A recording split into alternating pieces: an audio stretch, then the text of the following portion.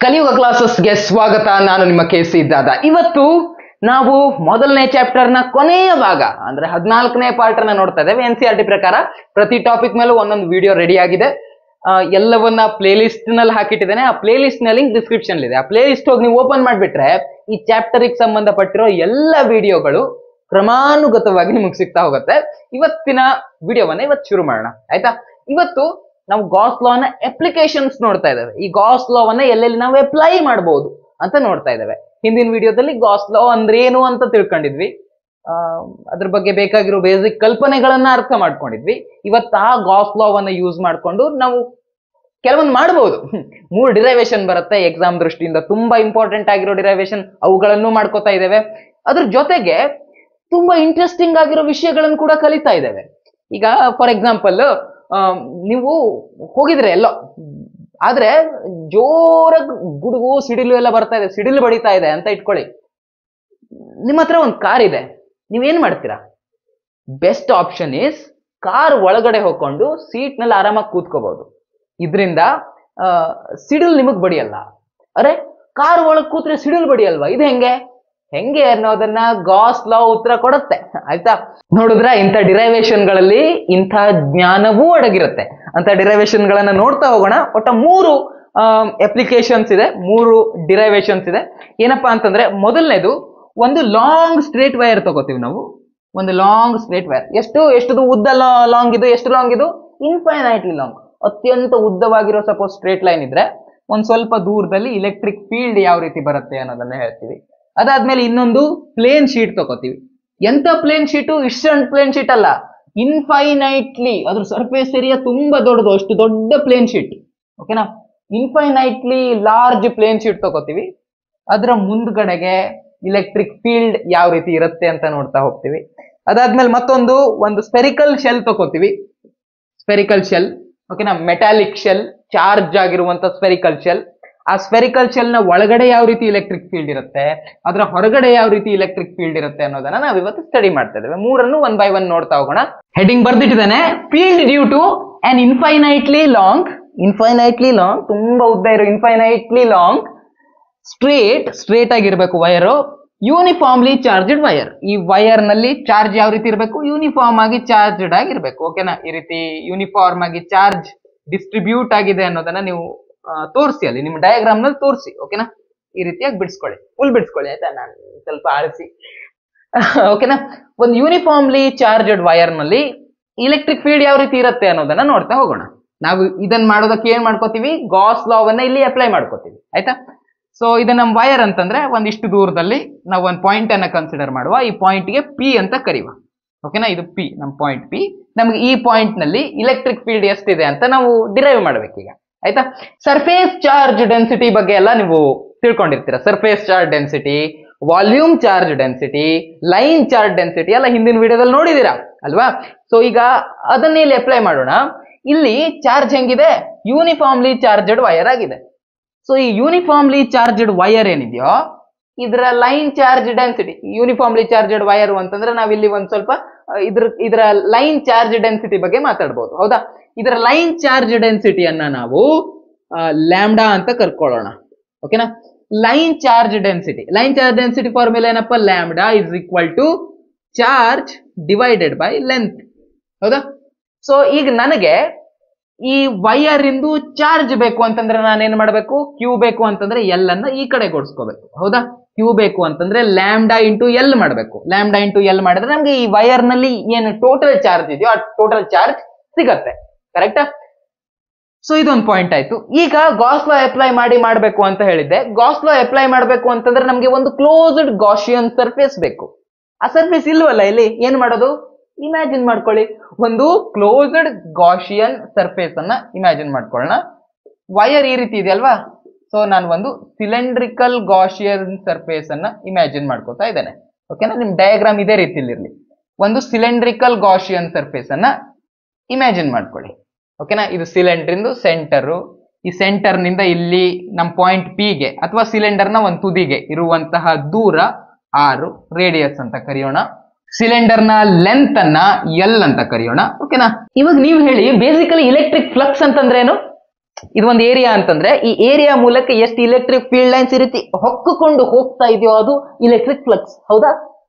ಈ ಒಂದು ಏರಿಯಾದ ಮೂಲಕ ಇಲೆಕ್ಟ್ರಿಕ್ ಫೀಲ್ಡ್ ಲೈನ್ಸ್ ಹೀಗೆ ಹೊಕ್ಕುಕೊಂಡು ಹೋಗ್ಬೇಕು. ಭೀಷ್ಮ ಪಿತಾಮಹನಿಗೆ ಬಿದ್ದಿತ್ತಲ್ಲ, ಬಾಣ ಬಿದ್ದಿತ್ತಲ್ಲ, ಆ ರೀತಿ ಹೊಕ್ಕುಕೊಂಡು ಹೋಗಬೇಕು. ಎಷ್ಟು ಇಲೆಕ್ಟ್ರಿಕ್ ಫೀಲ್ಡ್ ಲೈನ್ಸ್ ಈ ರೀತಿ ಹೊಕ್ಕುಕೊಂಡು ಹೋಗ್ತದೆಯೋ ಅಷ್ಟು ಇಲೆಕ್ಟ್ರಿಕ್ ಫ್ಲಕ್ಸ್ ಇದೆ ಅಂತ ನಾವು ಹೇಳ್ತೀವಿ. ಹೌದಾ? ಸೊ ಆ ರೀತಿಲಿ ನೋಡೋದಾದ್ರೆ ಈ ಸಿಲಿಂಡರ್ಗಿರೋದು, ನಾವು ಸಿಲಿಂಡರ್ ಇಮ್ಯಾಜಿನ್ ಮಾಡ್ಕೊಂಡಿದೀವೋ ಆ ಸಿಲಿಂಡರ್ಗಿರೋದು ಒಟ್ಟಾರೆ 3 ಸರ್ಫೇಸ್ ಏರಿಯಾ. ಒಂದು ಸೈಡ್ಗಿರುವಂತ ಕರ್ವ್ಡ್ ಸರ್ಫೇಸ್ ಏರಿಯಾ, ಒಂದು ಮೇಲ್ಬದಿಗಿರೋದು. ಹೌದಾ? ಸಿಲಿಂಡರ್ ಅಂದ್ರೆ 3 ಇರುತ್ತೆ ಅಲ್ಲಿ. ಇದನ್ನು ಒಂದು ಸಿಲಿಂಡರ್ ಅಂತ ನೀವು ಕನ್ಸಿಡರ್ ಮಾಡಿದ್ರೆ, ಸರಿಯಾಗಿ ಮಾಡ್ಲಿಲ್ಲ ನಾನು, ಅರ್ಧಂಬರ್ಧ ಮಾಡಿಸಿದ್ದೇನೆ. ಇದು ಒಂದು ಸರ್ಫೇಸ್ ಏರಿಯಾ ಇರುತ್ತೆ, ಒಂದು ಸರ್ಫೇಸ್ ಏರಿಯಾ, ಕೆಳಗಡೆಗಿರೋದು 2, ಮೇಲ್ಗಡೆಗಿರೋದು 3, ಒಟ್ಟಾರೆ 3 ಸರ್ಫೇಸ್ ಏರಿಯಾ ಇರುತ್ತೆ. ಓಕೆನಾ? ಈ ರೀತಿ ಸಿಲಿಂಡರ್ ಇದೆ, ಮಧ್ಯದಲ್ಲಿ ನಮ್ ವೈರ್ ಇದೆ ಅಂತ ಇಟ್ಕೊಳ್ಳಿ. ಈ ಸೈಡ್ ನಲ್ಲಿ ಇದೆಯಲ್ವಾ, ಈಗ ಈ ವೈರ್ ನಿಂದ ಇಲೆಕ್ಟ್ರಿಕ್ ಫೀಲ್ಡ್ ಲೈನ್ಸ್ ಹೇಗೆ ಹೋಗ್ಬೇಕು? ಪಾಸಿಟಿವ್ಲಿ ಚಾರ್ಜ್ ಇಡೋದು ಇಲೆಕ್ಟ್ರಿಕ್ ಫೀಲ್ಡ್ ಲೈನ್ಸ್ ವೈರ್ ನಿಂದ ಈ ರೀತಿಯ ಹೊರಗಡೆ ಹೋಗ್ಬೇಕು. ಹೌದಾ? ಈ ರೀತಿಯಾಗಿ ಹೊರಗಡೆ ಹೋಗ್ಬೇಕು. ಸೊ ವೈರ್ ನಿಂದ ಇಲೆಕ್ಟ್ರಿಕ್ ಫೀಲ್ಡ್ ಲೈನ್ಸ್ ಈ ರೀತಿ ಸೈಡ್ ಇಂದ ಹೊರಗಡೆ ಹೋಗ್ತಾ ಇದೆ. ಸೊ ಈ ಸೈಡ್ ನಲ್ಲಿ ಏನ್ ಏರಿಯಾ ಇದೆಯೋ, ಈ ಸಿಲಿಂಡರ್ ನಾವು ಇಮ್ಯಾಜಿನ್ ಮಾಡ್ಕೊಂಡಿರೋ ಸೈಡ್ ಏರಿಯಾ ಏನಿದೆಯೋ ಅದ್ರ ಮೂಲಕ ಈ ವೈರ್ ನ ಮೂಲಕ ವೈರ್ ನಿಂದ ಹೋಗಿರುವಂತ ಇಲೆಕ್ಟ್ರಿಕ್ ಫೀಲ್ಡ್ ಲೈನ್ ಆ ಸೈಡ್ ನಲ್ಲಿ ಇರೋ ಏರಿಯಾ ಮೂಲಕ ಹೊಕ್ಕುಕೊಂಡು ಹೋಗುತ್ತೆ. ಹೌದಾ? ಅಂದ್ರೆ ಸೈಡ್ ನಲ್ಲಿ ಏನಿದೆಯೋ ಕರ್ವ್ಡ್ ಸರ್ಫೇಸ್ ಏರಿಯಾ ಏನಿದೆಯೋ ಅದ್ರ ಮೂಲಕ ಇಲೆಕ್ಟ್ರಿಕ್ ಫೀಲ್ಡ್ ಲೈನ್ಸ್ ಈ ರೀತಿ ಹೊಕ್ಕುಕೊಂಡು ಹೋಗ್ತಾ ಇದಾವೆ. ದಟ್ಸ್ ವೈ ಆ ಕರ್ವ್ಡ್ ಸರ್ಫೇಸ್ ಏರಿಯಾದಲ್ಲಿ ಇಲೆಕ್ಟ್ರಿಕ್ ಫ್ಲಕ್ಸ್ ಇದೆ. ಹೌದಾ? ಇಲೆಕ್ಟ್ರಿಕ್ ಫೀಲ್ಡ್ ಲೈನ್ಸ್ ಈ ರೀತಿ ಹೊಕ್ಕೊಂಡು ಹೋದ್ರೆ ಅಲ್ಲಿ ಇಲೆಕ್ಟ್ರಿಕ್ ಫ್ಲಕ್ಸ್ ಇದೆ ಅಂತ ಅರ್ಥ. ಬಟ್ ಈ ಮೇಲ್ಗಡೆಗಿರೋ ಸರ್ಫೇಸ್ ಏರಿಯಾ ಇಮ್ಯಾಜಿನ್ ಮಾಡ್ಕೊಳ್ಳಿ, ಅದು ಈ ರೀತಿ ಇದೆ. ಮೇಲ್ಗಡೆಗಿರೋದು ಇಲೆಕ್ಟ್ರಿಕ್ ಫೀಲ್ಡ್ ಲೈನ್ಸ್ ಹೇಗೆ ಹೋಗ್ತಾ ಇದೆ? ಇಲೆಕ್ಟ್ರಿಕ್ ಫೀಲ್ಡ್ ಲೈನ್ಸ್ ಈ ಡೈರೆಕ್ಷನ್ ಅಲ್ಲಿ ಇದೆ. ಸೊ ಈ ಮೇಲ್ಗಡೆಗಿರೋ ಏರಿಯಾದ ಮೂಲಕ ಯಾವ್ದಾದ್ರು ಇಲೆಕ್ಟ್ರಿಕ್ ಫೀಲ್ಡ್ ಲೈನ್ಸ್ ಹೊಕ್ಕೊಂಡು ಹೋಗ್ತಾ ಇದೆಯಾ? ಇಲ್ಲ. ಇದ್ರ ಮೂಲಕ ಹೊಕ್ಕೊಂಡು ಹೋಗ್ಬೇಕಂದ್ರೆ ಇಲೆಕ್ಟ್ರಿಕ್ ಫೀಲ್ಡ್ ಲೈನ್ಸ್ ಹೇಗೆ ಹೋಗ್ಬೇಕಾಗಿತ್ತು? ಹೀಗೆ ಹೋಗ್ಬೇಕಾಗಿತ್ತು. ಬಟ್ ಹೀಗೆ ಯಾವ್ದಾದ್ರು ಇಲೆಕ್ಟ್ರಿಕ್ ಫೀಲ್ಡ್ ಲೈನ್ಸ್ ಹೋಗತ್ತಾ? ಇಲ್ಲಿ ಹೋಗಲ್ಲ. ಇಲೆಕ್ಟ್ರಿಕ್ ಫೀಲ್ಡ್ ಲೈನ್ಸ್ ಹೋಗೋದು ಈ ರೀತಿಯಾಗಿ ಹೋಗುತ್ತೆ. ಸೊ ಮೇಲ್ಗಡೆಗಿರಿಯುವಂತ ಏರಿಯಾ ಏನಿದೆಯೋ ಅದ್ರ ಮೂಲಕ ಫ್ಲಕ್ಸ್ ಇಲ್ಲ, ಫ್ಲಕ್ಸ್ ಇಸ್ 0. ಅದೇ ರೀತಿ ಕೆಳಗಡೆಗೂ ಕೂಡ, ಕೆಳಗಡೆ ಇರೋ ಏರಿಯಾದಲ್ಲಿಯೂ ಕೂಡ, ಈ ಏರಿಯಾ ಇದೆಯಲ್ಲ ಸರ್ಕ್ಯುಲರ್ ಏರಿಯಾ ಇದೆಯಲ್ವಾ, ಇಲ್ಲಿ ಕೂಡ ಇಲೆಕ್ಟ್ರಿಕ್ ಫ್ಲಕ್ಸ್ 0 ಆಗುತ್ತೆ. ಯಾಕೆ? ಇಲೆಕ್ಟ್ರಿಕ್ ಫೀಲ್ಡ್ ಲೈನ್ಸ್ ಈ ರೀತಿಯಿಂದ ಯಾವುದು ಇಲೆಕ್ಟ್ರಿಕ್ ಫೀಲ್ಡ್ ಲೈನ್ಸ್ ಹೊಕ್ಕೊಂಡು ಹೋಗ್ತಿರೋದು ಯಾವ ಬದಿಗೆ? ಬರೀ ಕರ್ವ್ಡ್ ಸರ್ಫೇಸ್ ಏರಿಯಾ ಏನಿದೆಯೋ, ಈ ಏರಿಯಾ ಏನಿದೆಯೋ ಅದ್ರ ಮೂಲಕ ಮಾತ್ರ ಇಲೆಕ್ಟ್ರಿಕ್ ಫ್ಲಕ್ಸ್ ಇದೆ. ಓಕೆನಾ? ಯಾಕಂದ್ರೆ ಅಲ್ಲಿ ಮಾತ್ರ ಇಲೆಕ್ಟ್ರಿಕ್ ಫೀಲ್ಡ್ ಲೈನ್ಸ್ ಇರೋದು. ಸೊ ಇಲೆಕ್ಟ್ರಿಕ್ ಫ್ಲಕ್ಸ್ ಇರೋದು ಎಲ್ಲಿ? ಬರೀ ಕರ್ವ್ಡ್ ಸರ್ಫೇಸ್ ಏರಿಯಾದಲ್ಲಿ ಮಾತ್ರ. ಓಕೆನಾ? ಸೊ ಕರ್ವ್ಡ್ ಸರ್ಫೇಸ್ ಏರಿಯಾದ ಇಲೆಕ್ಟ್ರಿಕ್ ಫ್ಲಕ್ಸ್ ಅನ್ನ ನಾವು ತೆಗೆದ್ರೆ ನಮ್ದು ಡಿರೈವೇಶನ್ ಆದಂಗೆ. ಹೌದಾ? ಅದು ಸೆಂಟೆನ್ಸ್ ಇಂಗ್ಲಿಷ್ ಅಲ್ಲಿ ಒಂದು ಸೆಂಟೆನ್ಸ್ ಬರ್ಕೊಂಡ್ಬಿಟ್ಟೆ, ಟಾಪ್ ಸರ್ಫೇಸ್ ಮತ್ತೆ ಕೆಳಗಡೆಗಿನ ಗಾಸಿಯನ್ ಸರ್ಫೇಸ್ ಏನಿದೆಯೋ ಇಲ್ಲಿ ಇಲೆಕ್ಟ್ರಿಕ್ ಫ್ಲಕ್ಸ್ 0 ಇದೆ. ಸೊ ಇಲೆಕ್ಟ್ರಿಕ್ ಫ್ಲಕ್ಸ್ ಇರೋದು ಎಲ್ಲಿ? ಈ ಪಾರ್ಶ್ವ ಮೇಲ್ಮೈ ವಿಸ್ತೀರ್ಣ ಅಥವಾ ಕರ್ವ್ಡ್ ಸರ್ಫೇಸ್ ಏರಿಯಾದಲ್ಲಿ ಮಾತ್ರ. ಇದು ಒಂದು ವಿಷಯ ಕ್ಲಿಯರ್ ಆದ್ರೆ ಸಾಕು, ನಿಮ್ದು ಡಿರೈವೇಶನ್ ಆದಂಗೆನೆ. ಆಯ್ತಾ? ಸೊ ಈಗ ಹೇಳಿ, ಇಲೆಕ್ಟ್ರಿಕ್ ಫ್ಲಕ್ಸ್ ಗೆ ಏನು ಫಾರ್ಮುಲಾ? ಇಲೆಕ್ಟ್ರಿಕ್ ಫ್ಲಕ್ಸ್ ಗೆ formula electric field into surface area. ಹೌದಾ? Surface area. ಸರ್ ಇಷ್ಟೇ ಬರೆದ್ರೆ ಆಗಲ್ಲ ಸರ್, ಅದು ಡಾಟ್ ಪ್ರಾಡಕ್ಟ್ ಆಗಿರುತ್ತೆ ಸರ್. ಹೌದಪ್ಪ, ಡಾಟ್ ಪ್ರಾಡಕ್ಟ್ ಆಗಿರುತ್ತೆ. ಈ ರೀತಿಯಾಗಿ ಬರ್ದ್ನ ಅಂತ ಇಟ್ಕೊಳ್ಳಿ. ಇದ್ರ ಅರ್ಥ ಏನು? ಇಲೆಕ್ಟ್ರಿಕ್ ಫೀಲ್ಡ್ ಮತ್ತೆ ಸರ್ಫೇಸ್ ಏರಿಯಾ ವೆಕ್ಟರ್ ಗಳ ನಡುವೆ ಆಂಗಲ್ ಎಲ್ಲ ಕನ್ಸಿಡರ್ ಮಾಡ್ಬೇಕು ನಾವೀಗ. ಹೌದಾ? ಇದರ ಅರ್ಥ ಏನಪ್ಪಾ ಅಂತಂದ್ರೆ ಇ ಎಸ್ ಕಾಸ್ ಥೀಟಾ. ಹೌದಾ? E S cos theta, electric field into surface area into cos theta. ಹೌದಾ? ಕಾಸ್ ಥೀಟಾದಲ್ಲಿ ಥೀಟಾ ಎಷ್ಟಾಗುತ್ತೆ? ಸಪೋಸ್ ನಾನು ಈ ಪಾಯಿಂಟ್ ಅನ್ನ ಕನ್ಸಿಡರ್ ಮಾಡಿದ್ರೆ, ಈ ಚಿಕ್ಕ ಏರಿಯಾವನ್ನ ಕನ್ಸಿಡರ್ ಮಾಡಿದ್ರೆ, ಇಲ್ಲಿ ಇಲೆಕ್ಟ್ರಿಕ್ ಫೀಲ್ಡ್ ನ ಡೈರೆಕ್ಷನ್ ಯಾವ ರೀತಿ ಇದೆ? ಈ ರೀತಿ ಇದೆ. ಹೌದಾ? ಇದು ಪಾಸಿಟಿವ್ ನಿಂದ ಇಲೆಕ್ಟ್ರಿಕ್ ಫೀಲ್ಡ್ ಲೈನ್ಸ್ ಹೊರಗಡೆ ಹೋಗುತ್ತೆ ತಾನೆ. ಸೊ ಇಲ್ಲಿ ಇಲೆಕ್ಟ್ರಿಕ್ ಫೀಲ್ಡ್ ನ ಡೈರೆಕ್ಷನ್ ಈ ರೀತಿ ಇದೆ. ಏರಿಯಾ ವೆಕ್ಟರ್ ನ ಡೈರೆಕ್ಷನ್ ಸೇಮ್ ಅದೇ ಡೈರೆಕ್ಷನ್ ಇದೆ. ಸೊ ಎರಡರದ್ದು ಡೈರೆಕ್ಷನ್ ಸೇಮ್ ಇರೋದ್ರಿಂದ ಆಂಗಲ್ ಎಷ್ಟೇ ಆದಂಗಾಯ್ತು? 0 ಆದಂಗಾಯ್ತು. ಸೊ ಆಂಗಲ್ 0 ಆಗಿರೋದ್ರಿಂದ ಕಾಸ್ 0 ವ್ಯಾಲ್ಯೂ 1. ಸೊ ಆ 1 ಅನ್ನ ಬರ್ಕೊಳ್ಳೋ ಅವಶ್ಯಕತೆ ಇಲ್ಲ. ಇದು ನಾವು ಬರೀ ಚಿಕ್ಕ ಸರ್ಫೇಸ್ ಅಷ್ಟೇ ಅಲ್ಲ, ನಮ್ ಇಡೀ ಸರ್ಫೇಸ್ಗೂ ಸೇಮ್ ಅಪ್ಲೈ ಆಗುತ್ತೆ. ಇಡೀ ಸರ್ಫೇಸ್ ನಾದ್ಯಂತ ಇಲೆಕ್ಟ್ರಿಕ್ ಫೀಲ್ಡ್ ನ ಡೈರೆಕ್ಷನ್ ಮತ್ತೆ ಏರಿಯಾ ವೆಕ್ಟರ್ ನ ಡೈರೆಕ್ಷನ್ ಸೇಮ್ ಬರುತ್ತೆ. ಸೊ ಇದನ್ನ ನಾವು ಇಡೀ ಸರ್ಫೇಸ್ ಗೆ ಅಪ್ಲೈ ಮಾಡಬಹುದು. ಗಾಸ್ ಲಾ ಪ್ರಕಾರ ಏನು ಇಲೆಕ್ಟ್ರಿಕ್ ಫ್ಲಕ್ಸ್ ಅಂತಂದ್ರೆ? ಇಲೆಕ್ಟ್ರಿಕ್ ಫ್ಲಕ್ಸ್ ಎಷ್ಟಿರುತ್ತೆ? Electric flux is 1/ε0 times of charge enclosed by it. ಹೌದಾ? ಸೊ ಈ ರೀತಿ ಬರ್ಕೊಂಡೆ ನಾನು.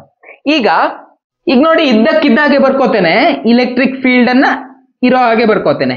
ಎಸ್ ಅಂತಂದ್ರೆ ಸರ್ಫೇಸ್ ಏರಿಯಾ, ಮೇಲ್ಗಡೆಗೆ ಇಲೆಕ್ಟ್ರಿಕ್ ಫ್ಲಕ್ಸ್ ಇಲ್ಲ. ಸೊ ಮೇಲ್ಗಡೆಗಿರೋ ಸರ್ಫೇಸ್ ಏರಿಯಾ ಕನ್ಸಿಡರೇ ಮಾಡೋದಿಲ್ಲ ನಾವು. ಕೆಳಗಡೆಗಿರೋ ಸರ್ಫೇಸ್ ಏರಿಯಾ ಇದನ್ನು ಕನ್ಸಿಡರೇ ಮಾಡೋದಿಲ್ಲ, ಯಾಕಂದ್ರೆ ಇಲೆಕ್ಟ್ರಿಕ್ ಫ್ಲಕ್ಸ್ ಅಲ್ಲಿ ಇಲ್ಲ, 0 ಇದೆ.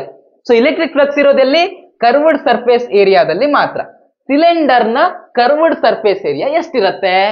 ಸಿಲಿಂಡರ್ ನ ಪಾರ್ಶ್ವ ಮೇಲ್ಮೈ ವಿಸ್ತೀರ್ಣ ಎಷ್ಟಿರತ್ತೆ? 2πrl ಇರತ್ತೆ. ಹೌದಾ? ಸೊ ಸರ್ಫೇಸ್ ಏರಿಯಾ ಎಷ್ಟಾಗಬೇಕಾಯ್ತು? 2πrl ಆಗಬೇಕಾಯ್ತು. ಈ ಕಡೆಗೆ charge divided by net charge divided by epsilon naught ಅಂತ ಬರ್ಕೋಬೇಕು. ನೆಟ್ ಚಾರ್ಜ್ ಎಷ್ಟಿರತ್ತೆ? ಇದರ ಲೈನ್ ಚಾರ್ಜ್ ಡೆನ್ಸಿಟಿ ಲ್ಯಾಂಬ್ಡಾ ಆಗಿದ್ರೆ ಚಾರ್ಜ್ ಇಷ್ಟಿರತ್ತೆ. ನಾವು ಆಲ್ರೆಡಿ ಸ್ಟಾರ್ಟಿಂಗ್ ನಲ್ಲೇ ಬರ್ಕೊಂಡಿದ್ವಿ. ಹೌದಾ? ಚಾರ್ಜ್ ಎಷ್ಟಿರತ್ತೆ? ಲ್ಯಾಂಬ್ಡಾ ಎಲ್ ಇರುತ್ತೆ. ಲ್ಯಾಂಬ್ಡಾ ಎಲ್ ಇರುತ್ತೆ divided by epsilon not. Epsilon naught ನಮಗ್ ಬೇಕಾಗಿರೋದೇನು? ನಾವ್ ಯಾವ್ದ್ರ ಸಲುವಾಗಿ ಡಿರೈವೇಶನ್ ಮಾಡ್ತಿದೀವಿ? ನಾವ್ ಏನ್ ಕಂಡುಹಿಡಿಯೋದಕ್ಕೆ ಮಾಡ್ತಿದೀವಿ? ಫೀಲ್ಡ್ ಡ್ಯೂ ಟು ಮಾಡ್ತಾ ಇದೀವಿ. ಹೌದಾ? ಇಲೆಕ್ಟ್ರಿಕ್ ಫೀಲ್ಡ್ ಕಂಡುಹಿಡಿಯೋದಕ್ಕೆ ತಾನೇ ಮಾಡ್ತಾ ಇರೋದು. ಸೊ ಇಲೆಕ್ಟ್ರಿಕ್ ಫೀಲ್ಡ್ ಅನ್ನ ಇದ್ದಕ್ಕಿದ್ದಲ್ಲೇ ಇಟ್ಕೊಳ್ಳೋಣ. ಉಳಿದಿರೋ ಟರ್ಮ್ಸ್ ಅನ್ನ ಈ ಕಡೆ ತಗೊಂಡು ಹೋಗೋಣ. ಓಕೆನಾ? ಸೊ ಇಲೆಕ್ಟ್ರಿಕ್ ಫೀಲ್ಡ್ ಅನ್ನ ಇದ್ದಕ್ಕಿದ್ದಲ್ಲೇ ಇಟ್ಕೋತೇನೆ. ಉಳಿದಿರೋದೇನು? 2πrl. 2πrl ಈ ಕಡೆಗೆ ಹೋದ್ರೆ ಕೆಳಗಡೆಗೆ ಹೋಗುತ್ತೆ ತಾನೆ, ಡಿನಾಮಿನೇಟರ್ಗೆ ಹೋಗುತ್ತೆ. ಸೊ 2πrl ಅನ್ನ ಇಲ್ಲಿಂದ ತೆಗೆದು ಇಲ್ಲಿ ಬರ್ಕೋತೀನಿ 2πrl. ಓಕೆನಾ? ಸೊ ಎಲ್ ಕ್ಯಾನ್ಸಲ್ ಆಯ್ತು. ಏನ್ ಉಳ್ಕೊಳ್ತು? Electric field is equal to lambda divided by 2π naught R ಅನ್ನೋದು ಉಳ್ಕೋತು. ಹೌದಾ? ಇಲ್ಲಿರೋದನ್ನೇ ಸ್ವಲ್ಪ ಅರೇಂಜ್ ಮಾಡಬಾರ್ದು ಅಷ್ಟೇ, ಮತ್ತೇನು ಮಾಡ್ಲಿಲ್ಲ. ಇದು ನಮ್ಮ ಫೈನಲ್ ಫಾರ್ಮುಲಾ. ನಮ್ ಡಿರೈವೇಶನ್ ಮುಗಿತು. ಎಷ್ಟು ಸಿಂಪಲ್ ಇತ್ತು ಅಲ್ವಾ? ಇದನ್ನೇ ವೆಕ್ಟರ್ ಫಾರ್ಮ್ ನಲ್ಲಿ ಬರೆಯೋದಾದ್ರೆ ಯಾವ ರೀತಿ ಬರೀಬಹುದು? ಇಷ್ಟು ಮಾಡಿದ್ರೆ ಸಾಕು. ನಿಮ್ಗೆ ಯಾರು ವೆಕ್ಟರ್ ಫಾರ್ಮ್ ನಲ್ಲಿ ಬರೀರಿ ಅಂತೆಲ್ಲ ಎಕ್ಸಾಮ್ ನಲ್ಲಿ ಕೇಳಿದಿಲ್ಲ, ಬಟ್ ನಿಮ್ಗೆ ಗೊತ್ತಿರಲಿ ಅಂತ ಹೇಳ್ತಿದ್ದಾನೆ. ಇಲೆಕ್ಟ್ರಿಕ್ ಫೀಲ್ಡ್ ಒಂದು ವೆಕ್ಟರಾ? ಹೌದು, ಇಲೆಕ್ಟ್ರಿಕ್ ಫೀಲ್ಡ್ ಒಂದು ವೆಕ್ಟರ್. ಈ ಕಡೆಗೆ ಯಾವ್ದು ವೆಕ್ಟರ್ ಇದೆ? Charge density is not a vector. 2 vector ಅಲ್ಲ, ಪೈ ವೆಕ್ಟರ್ ಅಲ್ಲ, ಎಪ್ಸಿಲಾನ್ ನಾಟ್ ವೆಕ್ಟರ್ ಅಲ್ಲ, ಇದು ಕೂಡ ವೆಕ್ಟರ್ ಅಲ್ಲ. ಹೀಗಾಗಿ ಇದರಲ್ಲಿ ಒಂದು ಯೂನಿಟ್ ವೆಕ್ಟರ್ ನ ನಾವು ಕೊಟ್ಕೋಬೇಕಾಯ್ತು. ಯೂನಿಟ್ ವೆಕ್ಟರ್ ಇಲೆಕ್ಟ್ರಿಕ್ ಫೀಲ್ಡ್ ನ ಡೈರೆಕ್ಷನ್ ನಲ್ಲೇ ಇರುತ್ತೆ, ಅಂದ್ರೆ ಈ ರೇಡಿಯಸ್ ನ ಡೈರೆಕ್ಷನ್ ಅಲ್ಲಿ ಇರುತ್ತೆ. ಸೊ ಒಂದು ಯೂನಿಟ್ ವೆಕ್ಟರ್ ನ ಕೊಟ್ಕೊಂಡ್ಬಿಟ್ರೆ ನಮ್ದು ವೆಕ್ಟರ್ ಫಾರ್ಮ್ ನಲ್ಲಿ ಬರ್ದಂಗಾಯ್ತು. ಬೇಕಾದ್ರೆ ಕೆಳಗೆ ಒಂದು ಸೆಂಟೆನ್ಸ್ ಬರೀಬೇಕು ನೀವು. Where N is unit vector which is outward which shows outward direction when we take positive charge, it shows inward direction when we take negative charge. ಹೌದಾ?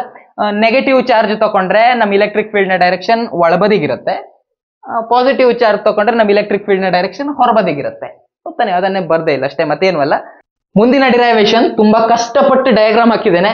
ನಂಗೆ ಗೊತ್ತು ಇದನ್ನ ನೋಡಿದ್ರೆ ನಿಮ್ಗೆ ಏನು ಅರ್ಥ ಆಗ್ತಿಲ್ಲ ಅಂತ. ದಟ್ಸ್ ವೈ ಬುಕ್ ನಲ್ಲಿ ಇರುವಂತ ಡಯಾಗ್ರಾಮ್ ಅನ್ನ ಡಿಸ್ಪ್ಲೇ ಮಾಡ್ತಾ ಇದ್ದೇನೆ. ಆಕ್ಚುಲಿ ಏನಪ್ಪಾ ಅಂತಂದ್ರೆ, ಈ ರೀತಿ ಒಂದು ಶೀಟ್ ಇದೆ. ಆ ಶೀಟ್ ಒಳಗಡೆಯಿಂದ ಒಂದು ಪೆಟ್ಟಿಗೆ ತರದ್ ಬಂದು ಈ ರೀತಿ ಹೊಕ್ಕೊಂಡು ಹೋಗಿರೋ ರೀತಿ ಬಿಡಿಸಿದ್ದಾರೆ. ಓಕೆನಾ? ಸೊ ಆ ರೀತಿ ಇದೆ. ನಾವೀಗ ಏನ್ ಮಾಡ್ಬೇಕು ಅಂತಂದ್ರೆ, ಇದು ನಮ್ದು plane sheet. Okay, this is our plane sheet. ಎಂತ ಪ್ಲೇನ್ ಶೀಟ್ ಇದು ಅಂತಂದ್ರೆ, ಇಷ್ಟೇ ಸಣ್ಣ ಪ್ಲೇನ್ ಶೀಟ್ ಅಲ್ಲ ಇದು, ಬಿಡಿಸೋಕಾಗುದಿಲ್ಲ. ಜಸ್ಟ್ ನಿಮ್ಗೆ ಡಯಾಗ್ರಾಮ್ ಬಿಡಿಸ್ಲಿ ಅಂತ ಇಷ್ಟು ಸಣ್ಣ ಬಿಡಿಸ್ಕೊಂಡಿದ್ದೇನೆ. Actually this sheet is infinite plane sheet. Infinite plane sheet ಅಂತಂದ್ರೆ ತುಂಬಾ ದೊಡ್ಡದು. ಇದ್ರ ವಿಸ್ತೀರ್ಣ, ಇದ್ರ ಏನ್ ಏರಿಯಾ ಏನಿದೆ, ಇಟ್ ಈಸ್ ಇನ್ಫೈನೈಟ್. ತುಂಬಾ ದೊಡ್ಡ ಒಂದು plane sheet. It is a charged plane sheet also. ಇದಕ್ಕೆ ನಾವು ಬೇಕಾದ್ರೆ ಚಾರ್ಜ್ ಕೊಟ್ಕೊಳ್ಳೋಣ. ಓಕೆ, ಇದು ಚಾರ್ಜ್ಡ್ ಪ್ಲೇನ್ ಶೀಟ್ ಆಲ್ಸೋ. ಪೂರ್ತಿ ಪ್ಲೇನ್ ಶೀಟ್ ಹೆಂಗಿದೆ? ಯೂನಿಫಾರ್ಮ್ಲಿ ಚಾರ್ಜ್ಡ್ ಆಗಿರುವಂತ ಪ್ಲೇನ್ ಶೀಟ್. ಸೊ ಇದರಿಂದ ಇಲೆಕ್ಟ್ರಿಕ್ ಫೀಲ್ಡ್ ಯಾವ ರೀತಿ ಬರುತ್ತೆ? ಈ ಶೀಟ್ ಯಾವ ರೀತಿ ಇಟ್ಟಿದ್ದೇನಪ್ಪ ಅಂತಂದ್ರೆ, ನಾನು ಈ ಶೀಟ್ ಅನ್ನ ಒಂದ್ ಸ್ವಲ್ಪ ಹಿಂಗ್ ಇಟ್ಕೊಂಡಿದ್ದೇನೆ. ಓಕೆನಾ? ಸೊ ಈ ಶೀಟ್ ಇಂದು ಇದು full uniformly charged, positively charged.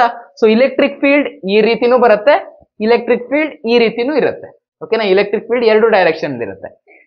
So ಇದೇನ್ ಹಂಗಾದ್ರೆ ಈ ಪೆಟ್ಟಿಗೆ ಏನು? ಈ ಪೆಟ್ಟಿಗೆ ಏನಪ್ಪಾ ಅಂತಂದ್ರೆ, ನಾವು ಹಿಂದೆ ಡಿರೈವ್ ಮಾಡ್ಬೇಕಾದ್ರೆ ಒಂದು ಇನ್ಫೈನೈಟ್ ವೈರ್ ಇಟ್ಕೊಂಡು ಅದ್ರ ಸುತ್ತ ಗಾಸ್ ಲಾ ಅಪ್ಲೈ ಮಾಡ್ಬೇಕು ಅಂತ ಒಂದು ಗಾಶಿಯನ್ ಕ್ಲೋಸ್ಡ್ ಸರ್ಫೇಸ್ ಅನ್ನು ಇಮ್ಯಾಜಿನ್ ಮಾಡ್ಕೊಂಡಿದ್ವಲ್ವಾ? ಅದೇ ಕ್ಲೋಸ್ಡ್ ಸರ್ಫೇಸ್ ಇಲ್ಲಿ ಪೆಟ್ಟಿಗೆ ರೂಪದಲ್ಲಿ ಇದೆ. ಇಲ್ಲಿ ನಾವು ಸಿಲಿಂಡ್ರಿಕಲ್ಲೂ ಇಮ್ಯಾಜಿನ್ ಮಾಡ್ಕೋಬಹುದು. ಆವಾಗ್ಲೂ ನಮ್ಮ ಡಿರೈವೇಶನ್ ಅನ್ನ ನಾವು ಈಸಿಯಾಗಿ ಮಾಡ್ಕೋಬಹುದು. ಬಟ್ ನಿಮ್ ಟೆಕ್ಸ್ಟ್ ಬುಕ್ ನಲ್ಲಿ ಈ ರೀತಿ ಆಯತ ಘನ ಕೊಟ್ಕೊಂಡಿದ್ದಾರೆ. ಸೊ ನಾನು ಅದೇ ರೀತಿ ಯೂಸ್ ಮಾಡ್ಕೊತೀನಿ. ಕ್ಯೂಬಾಯ್ಡ್ ಕೊಟ್ಟಿದ್ದಾರೆ ಅವರು. ಸೊ ನಾನು ಕ್ಯೂಬಾಯ್ಡ್ ಅನ್ನ ಬಿಡಿಸ್ಕೊಂಡು ಡಿರೈವೇಶನ್ ಮಾಡ್ತಾ ಇದ್ದೇನೆ. ಆಯ್ತಾ? ಈ ರೀತಿ ಇದೆ. ಈಗ ಈ ಸರ್ಫೇಸ್ ನಲ್ಲಿ ಒಟ್ಟು 6 ಮುಖ. ಹೌದಾ? ಈ ಸೈಡ್ ಒಂದಿರುತ್ತೆ. ಈ ಪೆಟ್ಟಿಗೆಯನ್ನು ನೀವು ಅಬ್ಸರ್ವ್ ಮಾಡಿದ್ರೆ, ಈ ಕಡೆ ಒಂದ್ ಮುಖ, ಹಿಂದ್ಗಡೆಗೆ ಒಂದ್ ಮುಖ, 2 ಕಡೆಗೆ ಸುತ್ತಲೂ 4 ಮುಖ ಇರುತ್ತೆ. ಹೌದಾ? ನಾನು ಹೇಳ್ತಾ ಇರೋದು ಏನಪ್ಪಾ ಅಂತಂದ್ರೆ, ಕರೆಕ್ಟ್ ಆಗಿ ಕೇಳಿಸ್ಕೊಳ್ಳಿ. ಇದ್ರ ಮೇಲೆನೆ ನಮ್ ಇಡೀ ಡಿರೈವೇಶನ್ ನಿಂತಿರೋದು. ಏನಪ್ಪಾ ಅಂತಂದ್ರೆ, ಈ 6 ಸರ್ಫೇಸ್ ಏನಿದೆಯಲ್ವಾ, ಇದಕ್ಕೆ 6 ಮುಖ ಏನಿದೆಯಲ್ವಾ, ಈ 6 ಮುಖದಲ್ಲಿ ಈ ಮುಂದ್ಗಡೆಗಿರೋ ಈ ಮುಖ ಒಂದು, ಹಿಂದ್ಗಡೆಗಿರೋ ಈ ಮುಖ ಒಂದು, ಎರಡೇ ಮುಖದಲ್ಲಿ ಇಲೆಕ್ಟ್ರಿಕ್ ಫ್ಲಕ್ಸ್ ಇರುತ್ತೆ. ಇಲೆಕ್ಟ್ರಿಕ್ ಫ್ಲಕ್ಸ್ ಅಂದ್ರೆ ಏನು? ಇಲೆಕ್ಟ್ರಿಕ್ ಫೀಲ್ಡ್ ಲೈನ್ಸ್ ಈ ರೀತಿ ಹೊಕ್ಕೊಂಡು ಹೋಗೋದು. ಸೊ ಈ ಮುಂದಿನ ಮುಖದಲ್ಲಿ ಇದು ನಮ್ಮ ಪ್ಲೇನ್ ಶೀಟ್ ಇಂದ ಈ ರೀತಿ ಇಲೆಕ್ಟ್ರಿಕ್ ಫ್ಲಕ್ಸ್ ಬರುತ್ತೆ ತಾನೆ. ಸೊ ಈ ಮುಂದಿರೋ ಮುಖದಿಂದ ಇಲೆಕ್ಟ್ರಿಕ್ ಫೀಲ್ಡ್ ಲೈನ್ಸ್ ಹೊಕ್ಕೊಂಡು ಹೋಗುತ್ತೆ. ಅದೇ ರೀತಿ ಹಿಂದಿರೋ ಮುಖದಿಂದನೂ ಇಲೆಕ್ಟ್ರಿಕ್ ಫೀಲ್ಡ್ ಲೈನ್ಸ್ ಈ ರೀತಿ ಹೊಕ್ಕೊಂಡು ಹೋಗುತ್ತೆ. ಬಟ್ ಈ ಇದಾವಲ್ವಾ, ಈ ಸರ್ಫೇಸ್, ಕೆಳಗಡೆಗಿರೋ ಸರ್ಫೇಸ್, ಈ ಸೈಡ್ ನಲ್ಲಿರೋ ಸರ್ಫೇಸ್, ಈ ಸೈಡ್ ನಲ್ಲಿರೋ ಸರ್ಫೇಸ್, ಅಲ್ಲಿ ಇಲೆಕ್ಟ್ರಿಕ್ ಫ್ಲಕ್ಸ್ ಇರುವುದಿಲ್ಲ. ಹೆಂಗಂತಂದ್ರೆ ಈ ರೀತಿ ಇದೆ ಅದು, ಓಕೆನಾ. ಈ ರೀತಿ ಸರ್ಫೇಸ್ ಇದೆ.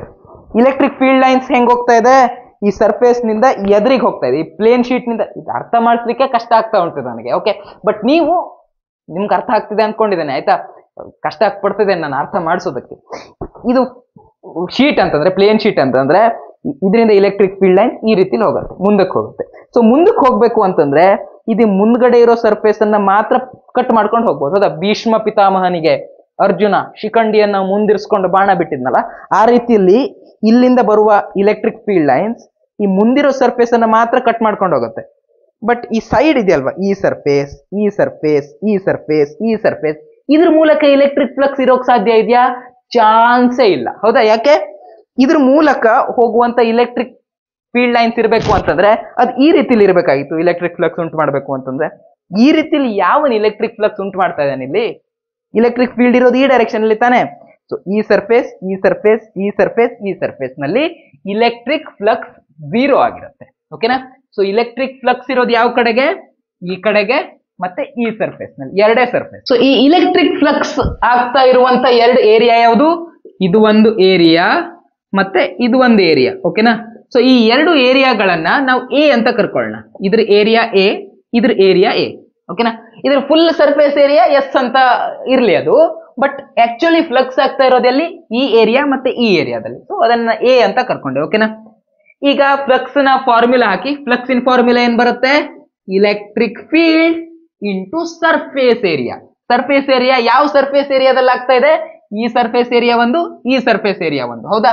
So A plus A, 2a ಇದೆ. ಇಲ್ಲಿ ಇಲೆಕ್ಟ್ರಿಕ್ ಫ್ಲಕ್ಸ್ ಆಗ್ತಾ ಇರೋದು ಎರಡು ಸರ್ಫೇಸ್ ಏರಿಯಾದಲ್ಲಿ, ಇದು ಒಂದು, ಇದು ಒಂದು. ಸೊ 2a ಅನ್ನೋದು surface area. So surface area ಜಾಗದಲ್ಲಿ ನಾವು 2a ಅಂತ ಬರ್ಕೋಬಹುದು. So is equal to Gauss law ಪ್ರಕಾರ ಇಲೆಕ್ಟ್ರಿಕ್ ಫ್ಲಕ್ಸ್ ಏನು? Charge, net charge divided by epsilon naught, ಹೌದಾ. ಇಲ್ಲಿ ನೆಟ್ ಚಾರ್ಜ್ ಏನಾಗತ್ತೆ ಅಂತ ನೋಡುವ. ನಾವು ತಗೊಂಡಿರೋದೇನು? ಪ್ಲೇನ್ ಶೀಟ್, ಹೌದಾ. ಒಂದು ಪ್ಲೇನ್ ಶೀಟ್ ಅಂತಂದ್ರೆ ಅಲ್ಲಿ ಲೈನ್ ಚಾರ್ಜ್ ಡೆನ್ಸಿಟಿ ಇರುತ್ತೋ, ಸರ್ಫೇಸ್ ಚಾರ್ಜ್ ಡೆನ್ಸಿಟಿ ಇರುತ್ತೋ, ಏನು ವಾಲ್ಯೂಮ್ ಚಾರ್ಜ್ ಡೆನ್ಸಿಟಿ ಇರುತ್ತೋ? ಸರ್ಫೇಸ್ ಚಾರ್ಜ್ ಡೆನ್ಸಿಟಿ ಇರುತ್ತೆ, ಹೌದಾನೆ. ಸರ್ಫೇಸ್ಗೆ ಸರ್ಫೇಸ್ ಚಾರ್ಜ್ ಡೆನ್ಸಿಟಿ ಇರುತ್ತೆ.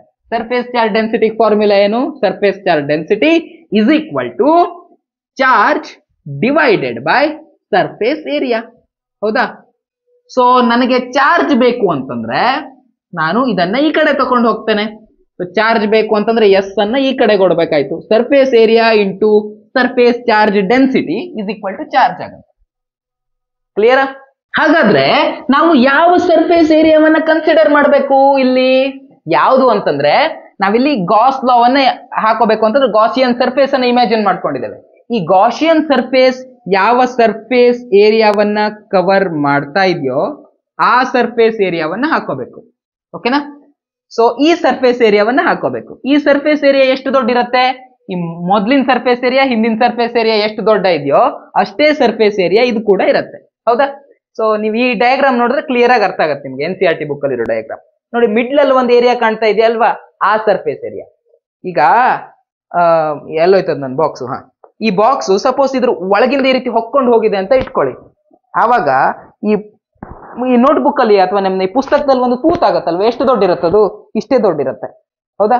ಸೊ ಅದೇ ರೀತಿಯಲ್ಲಿ ನಾವು ಗಾಸಿಯನ್ ಸರ್ಫೇಸ್ ಅನ್ನ ಕನ್ಸಿಡರ್ ಮಾಡಿದಾಗ ಈ ಸರ್ಫೇಸ್ ಏರಿಯಾ ಇಷ್ಟೇ ದೊಡ್ಡ ಇರಬೇಕಾಯ್ತು, ಏನಷ್ಟೇ ದೊಡ್ಡ ಇರಬೇಕಾಯ್ತು. ಸೊ ಸರ್ಫೇಸ್ ಏರಿಯಾ ಜಾಗದಲ್ಲಿ ನಾವು ಎ ಅಂತ ಬರ್ಕೊಳ್ಳೋಣ. ಎ ಇಂಟು ಸಿಗ್ಮಾ ಮಾಡಿದ್ರೆ ನಮಗೆ ಚಾರ್ಜ್ ಸಿಗುತ್ತೆ, ಹೌದಾ. ಸೊ ಚಾರ್ಜ್ ಜಾಗದಲ್ಲಿ ನಾವು ಎ ಇಂಟು ಸಿಗ್ಮಾ ಅಂತ ಬರೀಬಹುದು. ನನಗೆ ಬೇಕಾಗಿರೋದು ಏನಿಲ್ಲಿ? Electric field. ಸೊ ಹೌದಾ, ಇಲೆಕ್ಟ್ರಿಕ್ ಫೀಲ್ಡ್ ಇನ್ ಫಾರ್ಮುಲಾ ತಾನೇ ನಾವು ಡಿರೈವ್ ಮಾಡ್ತಾ ಇರೋದು. ಸೊ ಇಲೆಕ್ಟ್ರಿಕ್ ಫೀಲ್ಡ್ ನನಗೆ ಬೇಕು, ಉಳಿದಿರೋ ಟರ್ಮ್ ಅನ್ನ ಆ ಕಡೆ ತಗೊಂಡು ಹೋಗಿ. ಏನಿತ್ತು ಇಲ್ಲಿ already? A sigma divided by epsilon naught ಇತ್ತು. ಇಲ್ಲಿರುವಂತ 2a ಅನ್ನ ಈ ಕಡೆ ತಗೊಂಡು ಹೋಗ್ತಾ ಇದ್ದೀನಿ. ಸೊ 2a ಅನ್ನ ಇಲ್ಲಿಗೆ ಬರ್ಕೊಂಡೆ. ಎ ಕ್ಯಾನ್ಸಲ್ ಆಯ್ತು. ಉಳ್ಕೊಂಡಿರೋದೇನು?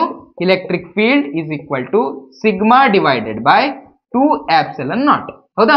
ಇದೇ ನಮಗೆ ಬೇಕಾಗಿರುವಂತ ಫಾರ್ಮುಲಾ. ಆದ್ರೆ ಈ ಫಾರ್ಮುಲಾದಲ್ಲಿ ಏನೋ ಒಂದು ವಿಚಿತ್ರ ನಿಮಗೆ ಕಾಣ್ತಾ ಇರಬಹುದು. ನಿಮಗೆ ಕಾಣ್ತಾ ಇದೆಯೋ ಗೊತ್ತಿಲ್ಲ. ಈಗ ನಾನು ಹೇಳಿದ ಮೇಲೆ ನಿಮ್ಗೆ ಗೊತ್ತಾಗುತ್ತೆ, ಅಯ್ಯೋ ಅನ್ಸುತ್ತೆ. ಏನಪ್ಪಾ ಅಂತಂದ್ರೆ ಇಲ್ಲಿ ಆರ್ ಎಲ್ಲೂ ಕಾಣ್ತಾ ಇಲ್ಲ. ಅಂದ್ರೆ ಏನರ್ಥ, ನಾವು ಈ ದೊಡ್ಡ ಇನ್ಫೈನೈಟ್ ಪ್ಲೇನ್ ಅಂತ ಇಟ್ಕೊಳ್ಳಿ, ನಮ್ಮ ಬೋರ್ಡೇ ಇನ್ಫೈನೈಟ್ ಪ್ಲೇನು ಅಂತ ಇಟ್ಕೊಳ್ಳಿ. ನಾನು ಇಷ್ಟು ದೂರದಲ್ಲಿಟ್ಟು ನನ್ನ ಇಲೆಕ್ಟ್ರಿಕ್ ಫೀಲ್ಡ್ ಸೇಮ್ ಬರುತ್ತೆ, ಇಷ್ಟು ದೂರದಲ್ಲಿಟ್ಟು ನಂಗೆ ಇಲೆಕ್ಟ್ರಿಕ್ ಫೀಲ್ಡ್ ಸೇಮ್ ಬರುತ್ತೆ, ಇಷ್ಟು ದೂರದಲ್ಲಿಟ್ಟು ಇಲೆಕ್ಟ್ರಿಕ್ ಫೀಲ್ಡ್ ಸೇಮ್ ಬರುತ್ತೆ. ಓಕೆನಾ? ನಮ್ಮ ಇನ್ಫೈನೈಟ್ ಪ್ಲೇನ್ ನಿಂದ ನಾವು ಎಷ್ಟೇ ದೂರದಲ್ಲಿ ಇಲೆಕ್ಟ್ರಿಕ್ ಫೀಲ್ಡ್ ಅನ್ನು ಕ್ಯಾಲ್ಕುಲೇಟ್ ಮಾಡಿದ್ರು ಇಲೆಕ್ಟ್ರಿಕ್ ಫೀಲ್ಡ್ ನ ವ್ಯಾಲ್ಯೂ ಸೇಮ್ ಬರುತ್ತೆ. ಇದೇ ಇದ್ರ ಮ್ಯಾಜಿಕ್. ಅಂದ್ರೆ ನಾವು ಒಂದು ದೊಡ್ಡ ಇನ್ಫೈನೈಟ್ಲಿ ಲಾರ್ಜ್ ಪ್ಲೇನ್ ಶೀಟ್ ಅನ್ನ, ಚಾರ್ಜ್ ಆಗಿರೋ ಪ್ಲೇನ್ ಶೀಟ್ ಅನ್ನ ಕನ್ಸಿಡರ್ ಮಾಡಿದ್ರೆ ಅದರ ಮುಂದ್ಗಡೆಗಿರೋ ಯಾವುದೇ ಪಾಯಿಂಟ್ ತಗೊಳ್ಳಿ, ಅಲ್ಲಿ ನಿಮ್ಗೆ ಇಲೆಕ್ಟ್ರಿಕ್ ಫೀಲ್ಡ್ ಸೇಮ್ ಬರುತ್ತೆ. ಅಂದ್ರೆ ಯೂನಿಫಾರ್ಮ್ ಎಲೆಕ್ಟ್ರಿಕ್ ಫೀಲ್ಡ್ ಕ್ರಿಯೇಟ್ ಆಗತ್ತೆ. ನಿಮ್ಮ ಚಾಪ್ಟರ್ ನ ಕೊನೆಯ ಡಿರೈವೇಶನ್ ಇದು. ಇದೊಂದು ಮಾಡ್ಬಿಟ್ರೆ ಮುಗಿತ್, ಖೇಲ್ ಕಥಂ ಭಯ ಸಹಜಂ ಭೌಜಿನಾಜೆ ಕ್ಷಮಾಚಂ. ಆಯ್ತಾ? ಈಗ ಇದನ್ನ ನೋಡ್ತಾ ಹೋಗೋಣ. ಏನ್ ಕೇಳ್ತಾ ಇದಾರೆ ಅವರು ಅಂತಂದ್ರೆ ಇಲೆಕ್ಟ್ರಿಕ್ ಫೀಲ್ಡ್ ಕೇಳ್ತಾ ಇದಾರೆ. Due to what? Due to uniformly charged thin spherical shell. Plastic ball ಎಲ್ಲ ಆಡ್ಬೇಕಾದ್ರೆ ಒಡೆದೋಗಿರುತ್ತೆ, ರಬ್ಬರ್ ಬಾಲ್ ಒಡೆದೋಗಿರೋದು ನೋಡ್ತೀರಾ ನೀವು. ಶೆಲ್ ಅಂತಂದ್ರೆ ಹೊರಗಡೆ ಕವಚ ಮಾತ್ರ ಇರುತ್ತೆ, ಒಳಗಡೆ ಖಾಲಿ ಇರುತ್ತೆ. ಓಕೆನಾ? ಸೊ ಆ ರೀತಿ ಇದ್ರೆ ನಾವು ಶೆಲ್ ಅಂತ ಕರಿತೀವಿ. ಸ್ಪೆರಿಕಲ್ ಶೆಲ್ ಇದೆ, ಅದು ಯೂನಿಫಾರ್ಮ್ಲಿ ಚಾರ್ಜ್ಡ್ ಆಗಿದೆ. ಈಗ ಒಳಗಡೆಗೆಲ್ಲ ತುಂಬಿದ್ರೆ ನಾವಲ್ಲಿ ವಾಲ್ಯೂಮ್ ಚಾರ್ಜ್ ಡೆನ್ಸಿಟಿಯನ್ನ ಕನ್ಸಿಡರ್ ಮಾಡಬಹುದಿತ್ತೇನೋ. ಅದು ಶೆಲ್ ತಾನೆ, ಬರೀ ಕವಚ ಮಾತ್ರ ಇರುತ್ತೆ, ಸರ್ಫೇಸ್ ಮಾತ್ರ ಇರುತ್ತೆ. ಸೊ ಆ ಸರ್ಫೇಸ್ ಚಾರ್ಜ್ಡ್ ಆಗಿರೋದ್ರಿಂದ ನಾವು ಇಲ್ಲಿ ಸರ್ಫೇಸ್ ಚಾರ್ಜ್ ಡೆನ್ಸಿಟಿಯನ್ನೇ ಕನ್ಸಿಡರ್ ಮಾಡಬೇಕು. ಓಕೆನಾ? ಸರ್ಫೇಸ್ ಚಾರ್ಜ್ ಡೆನ್ಸಿಟಿಯನ್ನೇ ಕನ್ಸಿಡರ್ ಮಾಡಬೇಕು. ಸರ್ಫೇಸ್ ಚಾರ್ಜ್ ಡೆನ್ಸಿಟಿ ಅಂತಂದ್ರೆ charge divided by surface area. ಇಲ್ಲಿ ನನಗೆ ಚಾರ್ಜ್ ಬೇಕು ಅಂತಂದ್ರೆ ನಾನು ಸರ್ಫೇಸ್ ಏರಿಯಾವನ್ನ ಈ ಕಡೆ ಓಡಿಸ್ಬೇಕು. ಸೊ ಚಾರ್ಜ್ಗೆ ಈ ರೀತಿ ಇಕ್ವೇಶನ್ ನಮಗೆ ಸಿಕ್ಕೋಗುತ್ತೆ. ಓಕೆನಾ? ನಾವಿಲ್ಲಿ ಗಾಸ್ ಲಾ ವನ್ನೇ ಅಪ್ಲೈ ಮಾಡ್ತಾ ಇದ್ದೇವೆ. ಓಕೆನಾ? ಗಾಸ್ ಲಾ ಅಪ್ಲೈ ಮಾಡಬೇಕು ಅಂತಂದ್ರೆ ನಮಗೆ ಗಾಸಿಯನ್ ಸರ್ಫೇಸ್ ಬೇಕು. ಒಂದು ಸರ್ಫೇಸ್ ಅನ್ನ ನಾವಿಲ್ಲಿ ಇಮ್ಯಾಜಿನ್ ಮಾಡ್ಕೊಳ್ಳೋಣ. ಓಕೆನಾ? ಇದ್ರ ಸುತ್ತ ನಾನು ಒಂದು ಸ್ಪೆರಿಕಲ್ ಗಾಸಿಯನ್ ಸರ್ಫೇಸ್ ಅನ್ನ ಇಮ್ಯಾಜಿನ್ ಮಾಡ್ಕೊಳ್ತೇನೆ. ಇದು ನನ್ನ ಇಮ್ಯಾಜಿನರಿ ಸರ್ಫೇಸ್, ಹೊರಗಡೆಗಿರೋದು. ಓಕೆನಾ? ಇದರ ರೇಡಿಯಸ್ ಅನ್ನ ನಾನು ಸ್ಮಾಲ್ ಆರ್ ಅಂತ ಕನ್ಸಿಡರ್ ಮಾಡ್ತೇನೆ. ಓಕೆ? ಒಳಗಡೆಗಿರೋ ಆಕ್ಚುಯಲ್ ಸ್ಪೆರಿಕಲ್ ಶೆಲ್ ಏನಿದೆಯೋ, ಚಾರ್ಜ್ಡ್ ಆಗಿರುವಂತ ಸ್ಪೆರಿಕಲ್ ಶೆಲ್ ಏನಿದೆಯೋ ಅದರ ರೇಡಿಯಸ್ ಕ್ಯಾಪಿಟಲ್ ಆರ್ ಅಂತ ಕನ್ಸಿಡರ್ ಮಾಡಿದ್ದೇನೆ. ಹೊರಗಡೆ ನಾನು ಇಮ್ಯಾಜಿನ್ ಮಾಡ್ಕೊಂಡಿರೋ ಸರ್ಫೇಸ್ ನ ಏರಿಯಾ ರೇಡಿಯಸ್ ಏನಿದೆಯೋ ಅದನ್ನ ನಾನು ಸ್ಮಾಲ್ ಆರ್ ಅಂತ ಕನ್ಸಿಡರ್ ಮಾಡಿದ್ದೇನೆ. ಓಕೆ? ಇದು ಚಾರ್ಜ್ಡ್ ಸ್ಪೆರಿಕಲ್ ಶೆಲ್. ಇದರಲ್ಲಿರುವಂತ ಟೋಟಲ್ ಚಾರ್ಜ್ ಅನ್ನ ನಾನು ಕ್ಯೂ ಅಂತ ಕರ್ಕೋತೇನೆ. ಓಕೆ? ಇದರಲ್ಲಿರೋ ಟೋಟಲ್ ಚಾರ್ಜ್ ಅನ್ನ ನಾನು ಕ್ಯೂ ಅಂತ ಕರ್ಕೋತೇನೆ. ಟೋಟಲ್ ಚಾರ್ಜ್ ಎಷ್ಟಿದೆ? ಟೋಟಲ್ ಚಾರ್ಜ್ ಕ್ಯೂ ಇದೆ, ಪ್ಲಸ್ ಕ್ಯೂ ಅಂತ ಕರ್ಕೊಳ್ಳುವ. ಸದ್ಯ ಪಾಸಿಟಿವ್ ಚಾರ್ಜ್ ಅಂತ ಅಂದ್ಕೊಂಡು ಲೆಕ್ಕ ಮಾಡ್ತಾ ಹೋಗುವ, ಡಿರೈವೇಶನ್ ಮಾಡ್ತಾ ಹೋಗುವ. ಆಯ್ತಾ? ಈಗ ಮತ್ತದೇ ರಾಗ ಮತ್ತದೇ ಹಾಡು. ಏನ್ ಮಾಡಿದ್ವಿ ನಾವು? ಹಿಂದೆಲ್ಲ ಡಿರೈವೇಶನ್ ಮಾಡ್ಕೋಬೇಕಾದ್ರೆ ಏನ್ ಮಾಡ್ಕೊಂಡಿದ್ವಿ? ಇಲೆಕ್ಟ್ರಿಕ್ ಫ್ಲಕ್ಸ್ ಇನ್ ಫಾರ್ಮುಲಾ ಹಾಕೊಂಡಿದ್ವಿ. ಹೌದಾ? ಎರಡು ಫಾರ್ಮುಲಾ ಹಾಕೊಂಡು ಫಸ್ಟ್ ನಾರ್ಮಲಿ ನಾವು ಯಾವ್ದು ಹಾಕೋತಿದ್ವಿ? E into surface in formula ಹಾಕೋತಿದ್ವಿ. ಹೌದಾ? ಅದಾದ್ಮೇಲೆ which is equal to Gauss law formula ಹಾಕೋತಿದ್ವಿ. ಹೌದಾ? ಎರಡು ಫ್ಲಕ್ಸ್ ತಾನೆ, ಸೊ ಎರಡನ್ನು ಈಕ್ವಲ್ ಅಂತ ಬರ್ಕೋಬಹುದು. ಸೊ ಗಾಸ್ ಲಾ ಫಾರ್ಮುಲಾ ಏನು? Charge divided by epsilon naught. ಓಕೆನಾ? ಸೊ ಈ ಫಾರ್ಮುಲಾ ಹಾಕೊಂಡು ನಾವು ಲೆಕ್ಕ ಮಾಡ್ಕೊತಾ ಹೋಗ್ತಾ ಇದ್ವಿ. ಮೊದಲನೇದು ಈ ಫಾರ್ಮುಲಾವನ್ನ ಅಪ್ಲೈ ಮಾಡೋಣ. Electric field into surface area. ಯಾವ ಸರ್ಫೇಸ್ ಏರಿಯಾ ನಾವು ಕನ್ಸಿಡರ್ ಮಾಡಬೇಕು ಇಲ್ಲಿ, ಇದೇ ಇಂಪಾರ್ಟೆಂಟ್. ಇಲ್ಲೂ ಮೊದಲು ಒಳಗಡೆ ಇರೋ ಸ್ಪೆರಿಕಲ್ ಶೆಲ್ಗೂ ಒಂದು ಸರ್ಫೇಸ್ ಏರಿಯಾ ಇದೆ, ಹೊರಗಡೆಗೆ ನಾವು ಇಮ್ಯಾಜಿನ್ ಮಾಡ್ಕೊಂಡಿರೋ ಗಾಸಿಯನ್ ಸರ್ಫೇಸ್ಗೂ ಒಂದು ಸರ್ಫೇಸ್ ಏರಿಯಾ ಇದೆ. ಸೊ ಎರಡೆರಡು ಸರ್ಫೇಸ್ ಏರಿಯಾ ಇರಬೇಕಾದ್ರೆ ನಾವು ಯಾವ ಸರ್ಫೇಸ್ ಏರಿಯಾವನ್ನ ಕನ್ಸಿಡರ್ ಮಾಡಬೇಕು? ನಾವು ಫಾರ್ಮುಲಾ ಹಾಕ್ತಾ ಇರೋದು ಯಾವ್ದಕ್ಕೆ? ಇಲೆಕ್ಟ್ರಿಕ್ ಫ್ಲಕ್ಸ್ ಅನ್ನ ಫೈಂಡ್ ಔಟ್ ಮಾಡೋದಕ್ಕೆ. ಹೌದಾ? ಸೊ ಏರಿಯಾ ಯಾವ ಕನ್ಸಿಡರ್ ಮಾಡ್ಬೇಕಾಯ್ತು? ನಾವು ಎಲ್ಲಿ ಇಲೆಕ್ಟ್ರಿಕ್ ಫ್ಲಕ್ಸ್ ಉಂಟಾಗ್ತಾ ಇದೆಯೋ ಅಂತ ಏರಿಯಾವನ್ನ ಕನ್ಸಿಡರ್ ಮಾಡ್ಬೇಕಾಯ್ತು. ಹೌದಾ? ಈಗ ಈ ಎರಡು ಏರಿಯಾಗಳಲ್ಲಿ ಇಲೆಕ್ಟ್ರಿಕ್ ಫ್ಲಕ್ಸ್ ಯಾವ್ದ್ರ ಮೇಲೆ ಉಂಟಾಗ್ತದೆ ಅನ್ನೋದನ್ನ ಒಂದು ಸ್ವಲ್ಪ ವಿಚಾರ ಮಾಡಿ. ನಮ್ಮ ಶೆಲ್ಲು ಪಾಸಿಟಿವ್ಲಿ ಚಾರ್ಜೆಡ್ ಆಗಿದೆ. ಹೌದಾ? ಸೊ ಇದರಿಂದ ಇಲೆಕ್ಟ್ರಿಕ್ ಫೀಲ್ಡ್ ಲೈನ್ಸ್ ಈ ರೀತಿಯಾಗಿ ಹೊರಗೆ ಬರುತ್ತೆ. ಸೊ ಈ ರೀತಿ ಇಲೆಕ್ಟ್ರಿಕ್ ಫೀಲ್ಡ್ ಲೈನ್ಸ್ ಹೊರಗಡೆ ಬಂದಿರೋದು ಫ್ಲಕ್ಸ್ ಆಗೋದು ಯಾವ ಸರ್ಫೇಸ್ ನಲ್ಲಿ? ಹೊರಗಡೆ ಇರೋ ಸರ್ಫೇಸ್ ನಲ್ಲಿ ತಾನೆ. ಸೊ ಹೊರಗಡೆಗಿರೋ ಸರ್ಫೇಸ್ ಅನ್ನ ಇಲ್ಲಿ ಕನ್ಸಿಡರ್ ಮಾಡಬೇಕು. ಕ್ಲಿಯರಾ? ಓಕೆ. ಹೊರಗಡೆ ಇರೋ ಸರ್ಫೇಸ್ ಅನ್ನ ಇಲ್ಲಿ ಕನ್ಸಿಡರ್ ಮಾಡೋಣ. ಹೊರಗಡೆ ಇರೋದರ ಸರ್ಫೇಸ್ ನ ಸರ್ಫೇಸ್ ಏರಿಯಾ ಎಷ್ಟು? ಹೊರಗಡೆಗೆ ಒಂದು ಸ್ಫಿಯರ್ ಇದೆ, ಅದರ ಸರ್ಫೇಸ್ ಏರಿಯಾ 4πr² ಆಗ್ಬೇಕು. ಹೌದಾ? 4πr. ಯಾವ ಆರ್ ತಗೋಬೇಕು? ಹೊರಗಡೆ ಸರ್ಫೇಸ್ ನ ರೇಡಿಯಸ್ ಎಷ್ಟಿದೆ? ಸ್ಮಾಲ್ ಆರ್ ಇದೆ. ಸೊ ಸ್ಮಾಲ್ ಆರ್ ತಗೋಬೇಕು. 4πr² is equal to charge, net charge ಅನ್ನ ಕನ್ಸಿಡರ್ ಮಾಡಬೇಕು. ನೆಟ್ ಚಾರ್ಜ್ ಎಷ್ಟಿದೆ ಇಲ್ಲಿ? ನೆಟ್ ಚಾರ್ಜ್ ಅನ್ನ ನಾವು ಈ ರೀತಿಯಾಗಿ ಬರ್ಕೋಬಹುದಾ? ಹೌದು ಸರ್, ಬರ್ಕೋಬಹುದು. ಸರ್ಫೇಸ್ ಏರಿಯಾ ಇಂಟು ಸಿಗ್ಮಾ ಅಂತ ಬರ್ಕೋಬಹುದು. ಓಕೆನಾ? Divided by epsilon naught. ಇಲ್ಲಿ ಸರ್ಫೇಸ್ ಏರಿಯಾ ಯಾವ್ದ್ರದ್ದು ಕನ್ಸಿಡರ್ ಮಾಡಬೇಕು? ಇಲ್ಲೂ ಅಗೇನ್ ಮತ್ತೆ ಡೌಟ್ ಬರುತ್ತೆ, ಯಾವ ಸರ್ಫೇಸ್ ಏರಿಯಾ ಕನ್ಸಿಡರ್ ಮಾಡಬೇಕು? ನೋಡಿ, ಇಲ್ಲಿ ನೀವು ಕರೆಕ್ಟ್ ಆಗಿ ನೋಡಿದ್ರೆ ಇದು ಸಿಗ್ಮಾಗೆ ಸಂಬಂಧಪಟ್ಟಿರೋ ಸರ್ಫೇಸ್ ಏರಿಯಾ. ಸಿಗ್ಮಾ ಅಂತಂದ್ರೆ ಸರ್ಫೇಸ್ ಚಾರ್ಜ್ ಡೆನ್ಸಿಟಿ. ಹೊರಗಡೆಗಿರೋದು ನಾವು ಇಮ್ಯಾಜಿನ್ ಮಾಡ್ಕೊಂಡಿರೋ ಗಾಸಿಯನ್ ಸರ್ಫೇಸ್, ಅದಕ್ಕೆ ಸರ್ಫೇಸ್ ಚಾರ್ಜ್ ಡೆನ್ಸಿಟಿ ಅಲ್ಲ, ಯಾವ ಕರ್ಮವೂ ಇರುವುದಿಲ್ಲ. ಸರ್ಫೇಸ್ ಚಾರ್ಜ್ ಡೆನ್ಸಿಟಿ ಇರೋದು ಯಾವ್ದ್ರಲ್ಲಿ, ಯಾವ ಸ್ಫಿಯರ್ ಚಾರ್ಜ್ಡ್ ಆಗಿತ್ತೋ ಅದಕ್ಕೆ ಇರಬೇಕು, ಹೌದಾ. ಸೊ ಸರ್ಫೇಸ್ ಚಾರ್ಜ್ ಡೆನ್ಸಿಟಿ ಇರೋದು ಚಾರ್ಜ್ ಆಗಿರುವಂತ ಒಳಗಡೆ ಇರೋ ಸ್ಫಿಯರ್ಗೆ ಮಾತ್ರ.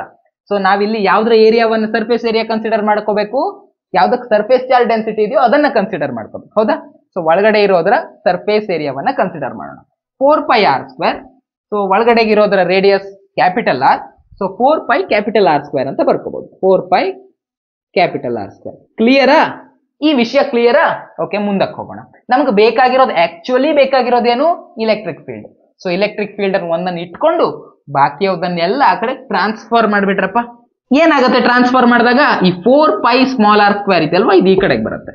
ಸೊ 4πr² ಈ ಕಡೆಗೆ ಬರುತ್ತೆ.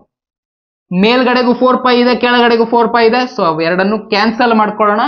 ಉಳ್ಕೊಂಡಿರೋದೇನಿಲ್ಲಿ, ಉಳ್ಕೊಂಡಿರೋದು E is equal to 4π cancel ಆಗಿದೆ ಅಲ್ವಾ, ಉಳ್ಕೊಂಡಿರೋದು R² sigma divided by epsilon naught small r² ಉಳ್ಕೊಂಡಿರೋದು, ಹೌದಾ.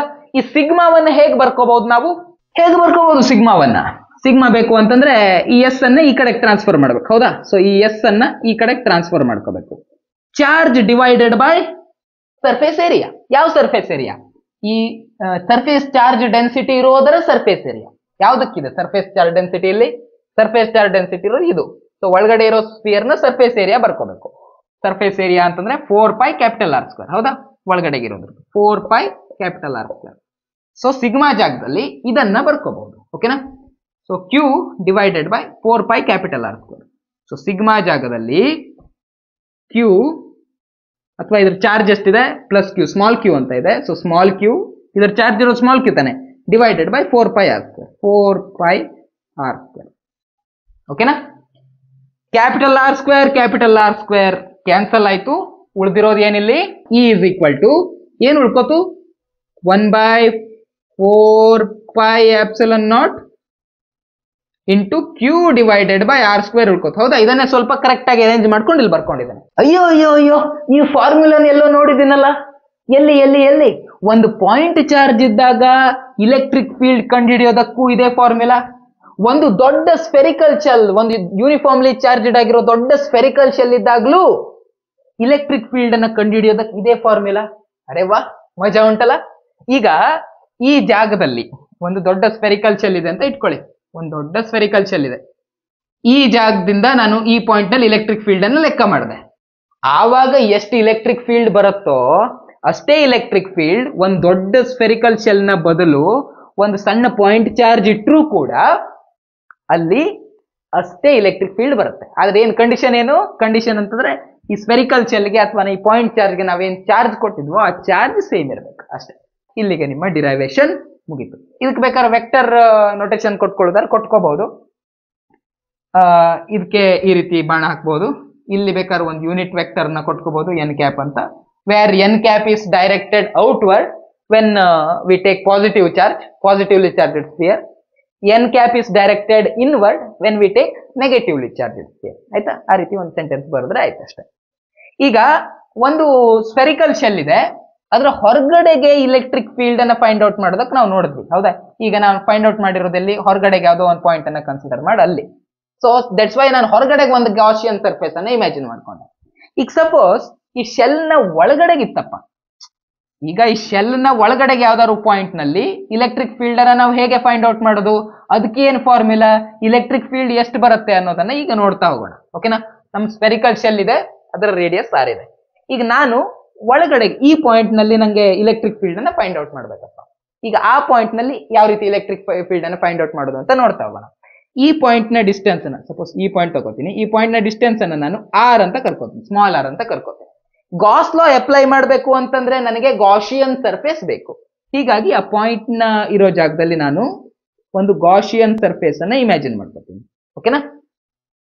ಗಾಸ್ ಲಾ ಪ್ರಕಾರ ಏನ್ ಹೇಳುತ್ತೆ, ಗಾಸ್ ಲಾ ಏನ್ ಹೇಳುತ್ತೆ, ಇದೇ ಫಾರ್ಮುಲಾ ತಾನೇ ಹಾಕ್ಬೇಕಾಗಿರೋದು. ಸೊ ಇದೇ ಫಾರ್ಮುಲಾ ನಾವು ಹಾಕೊಳ್ಳೋಣ. ಇಲೆಕ್ಟ್ರಿಕ್ ಫೀಲ್ಡ್ ಜಾಗದಲ್ಲಿ ಇಲೆಕ್ಟ್ರಿಕ್ ಫೀಲ್ಡ್ ಅಂತ ಬರ್ಕೋತೇನೆ. ಎಸ್ ಅಂತಂದ್ರೆ ಸರ್ಫೇಸ್ ಏರಿಯಾ, ಯಾವ ಸರ್ಫೇಸ್ ಏರಿಯಾ ಇದು. So 4π r², is equal to charge divided by epsilon naught. ಈ ಗಾಸ್ ಲಾ ನಲ್ಲಿ ಈ ಚಾರ್ಜ್, ನೆಟ್ ಚಾರ್ಜ್ ಅಂತಂದ್ರೆ ಏನು? Net charge enclosed by the surface. ಹೌದಾ? ಇಲ್ಲಿ ಚಾರ್ಜ್ ಇರೋದು ಎಲ್ಲಿ? ಹೊರಗಡೆ ಶೆಲ್ ನಲ್ಲಿ. ಹೌದಾ? ಹೊರಗಡೆ ಶೆಲ್ ನಲ್ಲಿ ಚಾರ್ಜ್ ಇರೋದು. ನಾವು ತಗೊಂಡಿರೋ ಸರ್ಫೇಸ್ ಎಲ್ಲಿದೆ? ಒಳಗಡೆಗಿದೆ. ನಮ್ ಸರ್ಫೇಸ್ ನ ಒಳಗಡೆಗೆ ಏನಾದ್ರೂ ಚಾರ್ಜ್ ಇದೆಯಾ? ಇಲ್ಲ. So net charge enclosed by the surface ಏನಾಗಬೇಕಾಯ್ತು? 0 ಆಗಬೇಕಾಯ್ತು, ಡಿವೈಡೆಡ್ ಬೈ ಎಪ್ಸಿಲಾನ್ ನಾಟ್ ಆಗಬೇಕಾಯ್ತು. ಹೀಗಾಗಿ ಈ ಇಡೀ ಟರ್ಮ್ ನ ವ್ಯಾಲ್ಯೂ 0 ಆಗತ್ತೆ. ಹೌದಾ? 0 ಡಿವೈಡೆಡ್ ಬೈ ಸಮಥಿಂಗ್ ಮಾಡಿದ್ರೆ ಆನ್ಸರ್ ಏನ್ ಬರುತ್ತೆ? 0 ಬರುತ್ತೆ. ಹೌದಾ? 4 ನ ವ್ಯಾಲ್ಯೂ 0 ಸಮನ ಅಲ್ಲ. ಪೈ ನ ವ್ಯಾಲ್ಯೂ 3.14 ಸಮಥಿಂಗ್ ಬರುತ್ತೆ, 0 ಸಮ ಅಲ್ಲ. ಆರ್ ಸ್ಕ್ವೇರ್, ಆರ್ ಅಂತಂದ್ರೆ ಈ ರೇಡಿಯಸ್ ಏನೋ ಸಮಥಿಂಗ್ ಇದೆ, ಅದ್ರ ಸ್ಕ್ವೇರ್ ಅಂದ್ರೆ ಅದು 0 ಅಂತೂ ಆಗಿರಕ್ ಸಾಧ್ಯ ಇಲ್ಲ. ಹಾಗಾದ್ರೆ ಯಾರು 0 ಆಗ್ಬೇಕಾಯ್ತು? ಇಲೆಕ್ಟ್ರಿಕ್ ಫೀಲ್ಡ್ ನ ವ್ಯಾಲ್ಯೂ 0 ಆಗಬೇಕಾಯ್ತು. So electric field inside this uniformly charged sphere ಏನಿದೆಯೋ ಇದು 0 ಆದ ಹಾಗಾಯ್ತು. ಓಕೆನಾ? ಇದನ್ನ ನೀವು ಯಾವತ್ತೂ ನೆನ್ಪಿಟ್ಕೋಬೇಕು. ಸಪೋಸ್ ನಂದೊಂದು ಮೆಟಾಲಿಕ್ ಸ್ಫಿಯರ್ ಇದೆ ಅಂತ ಇಟ್ಕೊಳ್ಳಿ. ಮೆಟಾಲಿಕ್, ಇದು ಮೆಟಲ್ ಇಂದ ಮಾಡಿರೋದು. ನಾ ಯಾವುದೋ ಒಂದು ಚಾರ್ಜ್ ಅನ್ನ ಇದಕ್ಕೆ ಬಂದು ಟಚ್ ಮಾಡಿದೆ, ಪಾಸಿಟಿವ್ ಚಾರ್ಜ್ ಅನ್ನ ಇಲ್ಲಿ ಟಚ್ ಮಾಡಿದೆ ಅಂತಂದ್ರೆ ಇದೇನಾಗುತ್ತೆ? ಪಾಸಿಟಿವ್, ಅದು ಯೂನಿಫಾರ್ಮ್ ಆಗಿ ಡಿಸ್ಟ್ರಿಬ್ಯೂಟ್ ಆಗುತ್ತೆ. ಹೌದಾ? ಮೆಟಲ್ ನ ಸರ್ಫೇಸ್ ನಾದ್ಯಂತ ಯೂನಿಫಾರ್ಮ್ಲಿ ಡಿಸ್ಟ್ರಿಬ್ಯೂಟ್ ಆಗುತ್ತೆ. ಸೊ ಇದರ ಒಳಗಡೆ ಯಾವುದೇ ಪಾಯಿಂಟ್ ತಗೊಳ್ಳಿ, there electric field will be 0. ಓಕೆನಾ? ಈಗ ಸಿಡಿಲ್ ಬಡಿಯೋ ಎಕ್ಸಾಂಪಲ್ ಅನ್ನ ನಾವು ಮಾತಾಡ್ತಾ ಇದ್ವಿ. ಸಿಡಿಲ್ ಬಡಿಯೋ ಎಕ್ಸಾಂಪಲ್ ನೀವಿರ್ತೀರಾ, ನಿಮ್ ಪಕ್ಕದಲ್ಲಿ ಒಂದು ಕಾರ್ ಇರುತ್ತೆ. ಕಾರ್ನ ಬಾಡಿ ಯಾವ್ದ್ರಿಂದ ಮಾಡಿರ್ತಾರಪ್ಪ? ಮೆಟಲ್ ನಿಂದ ಮಾಡಿರ್ತಾರೆ. ಹೌದಾ? ಸಿಡಿಲ್ ಬಡಿಬೇಕಾದ್ರೆ ನೀವು ಕಾರ್ ಒಳಗಡೆ ಕೂತ್ಕೊಂಡಿದ್ರೆ ನೀವು ಸೇಫ್ ಆಗಿರ್ತೀರಾ. ಯಾಕಂತಂದ್ರೆ